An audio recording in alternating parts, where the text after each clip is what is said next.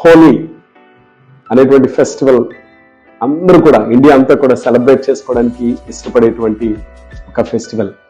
అసలు హోలీ యొక్క హిస్టరీ ఏంటి, చరిత్ర ఏంటి, అండ్ హోలీ మరి క్రిస్టియన్స్ కూడా సెలబ్రేట్ చేసుకోవచ్చా, ఆ పండుగ జరిపించుకోవచ్చా? ఈ రెండు క్వశ్చన్స్ కి మీతో పంచుకోవాలని నేను ఆశపడతా ఉన్నాను.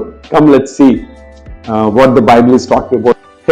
మన భారతదేశ మరి మైథాలజీ ప్రకారంగా, పురాణ శాస్త్రం దీని ప్రకారంగా ఈ హోలీ యొక్క కథను మనం కొంత తెలుసుకుందాం. హిరణ్యకాశిపు అన్నటువంటి రాక్షస రాజు ఒక ఆయన ఉన్నాడు. ఆయన ఎలాంటి వాడంటే తన కొడుకు విష్ణు అనేటువంటి దేవుణ్ణి పూజిస్తా ఉంటే ఆయనకి నచ్చదు. కనుక ఆ వ్యక్తిని, తన కుమారుడిని, ప్రహ్లాదుడు అనేటువంటి తన కొడుకుని చంపించడం కోసం తన సిస్టర్ పేరు ఏంటి అంటే హోలిక, ఆమెతో ప్లాన్ చేసి సజీవంగా మరి దహించబడాలని చెప్పి అగ్నిలో తనని కాల్చేద్దాం అనుకొని ప్లాన్ చేస్తారు. ఎందుకు అంటే హోలిక అన్నటువంటి తన సిస్టర్, తనకి ఫైర్ ప్రూఫ్ మరి గిఫ్ట్స్ ఉంటాయి.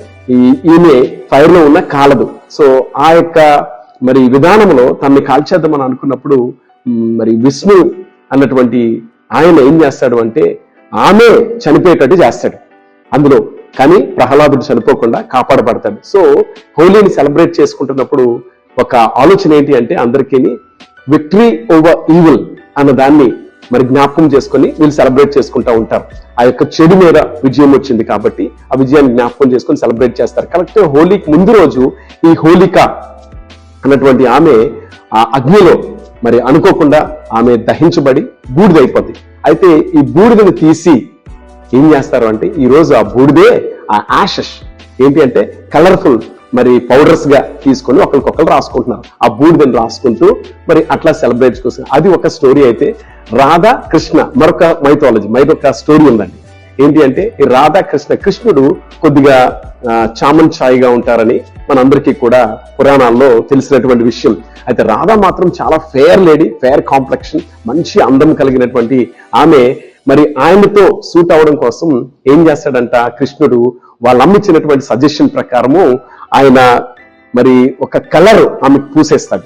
సో అట్లాగా కలర్ మరి ఫెస్టివల్ ఆఫ్ కలర్స్ అని ఇదంతా మరి ఇందులో నుంచి తీయబడింది. But whatever it is, నేను ఒక విషయాన్ని మీకు చెప్పాలనుకుంటున్నాను. ఏంటి అంటే అసలు ఈ కలర్స్ అవన్నీ పూసుకోవడం వలన స్టాటిస్టిక్స్ ఏం చెప్తున్నాయంటే ఈరోజు మనం వాడేటువంటి కలర్ న్యాచురల్ పౌడర్స్ కాదవి, అవన్నీ కెమికల్స్. దానివల్ల స్కిన్ ఎలర్జీ, ఆస్తమా మరియు విజన్ ప్రాబ్లమ్స్ వస్తున్నాయంటే చాలా మందికి.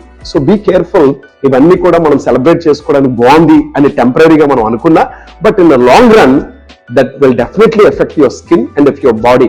అండ్ ఆల్సో ముఖ్యంగా ఒకవేళ if you're a Christian still have a doubt whether to celebrate or not, దీన్ని జరిపించుకోవచ్చా లేదా అని క్రిస్టియన్ గా నీకు ఒక ఆలోచన ఉంటే బైబిల్లో మరి ఇర్మియా రాసినటువంటి ఒక వచనాన్ని మనం చదువుదాం. ఇర్మియా గ్రంథము 7వ అధ్యాయం 18వ వచనంలో అంటాడు, నాకు కోపము పుట్టించినట్లు ఆకాశరాణి దేవతకు పిండి వంటలు చేయవలెననియు అన్య దేవతలకు పానార్పణములు పోయవలెననియు పిల్లలు కట్టెలు ఏరుచున్నారు, తండ్రులు అగ్ని రాజబెట్టుచున్నారు, స్త్రీలు పిండి వంటలు చేస్తున్నారు అని చెప్తాడు. అప్పుడు 19వ వచనం అంటాడు, నాకే కోపము పుట్టినంతగా వారు దాన్ని చేయుచున్నారే, తమకే అవమానము కలుగునంతగా చేయుచున్నారు కదా, ఇదే యెహోవా వాక్కు. అంటే ఇది చేసి దేవుడికి కోపం పుట్టిస్తున్నారంట.